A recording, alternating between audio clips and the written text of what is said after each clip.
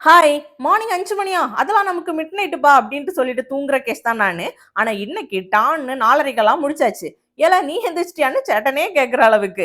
Satan எந்திரிச்சுட்டு கெஸ்ட்ட வந்து pickup பண்றதுக்காக கிளம்பி போயிட்டாங்க.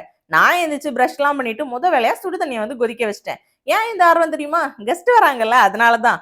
அது என்னமோ தெரியல. தனியாவே இருக்கிறதுனால யாராச்சும் வராங்க அப்டின்ட்டு சொன்னா ஒரே குஷி ஆயிடும். ஆக்டிவ் மோட் அப்படியே ஆன் ஆயிடும். அவங்களுக்கு பிடிச்ச மெனு ரெடி பண்றது என்ன, அதுக்கு தேவையான பொருள் வாங்குறது என்ன, சமைக்கிறது என்னன்ட்டு அப்படியே ஓடிடும். ஒரு 2, 3 நாள் இப்படியே போயிடும்னு வச்சுக்கோங்களேன். டிஃபனுக்கு வந்து புட்டு, கடலைக்கறி, பயிறு, பப்படம், பழம்ன்ட்டு பிளான் பண்ணிட்டு கடலை வந்து நேத்தே ஊற வச்சிருந்தேன்.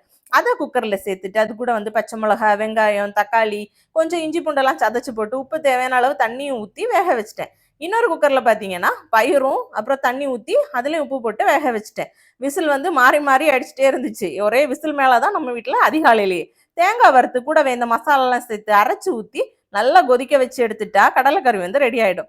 இந்த கேப்ல வந்து டீயும் போட்டு குடிச்சாச்சு. புட்டும் ரெடி பண்ணிட்டேன் ஒரு சைட்ல. ஆன் டைமுக்கு எல்லாம் ரெடி பண்ணிட்டு நல்லா கெஸ்டையும் கவனிச்சு வந்து அனுப்பிட்டு நான் பொறுமையா ஒரு கட்டன் காப்பியோட டிஃபனை முடிச்சாச்சு. அப்ப பாய்.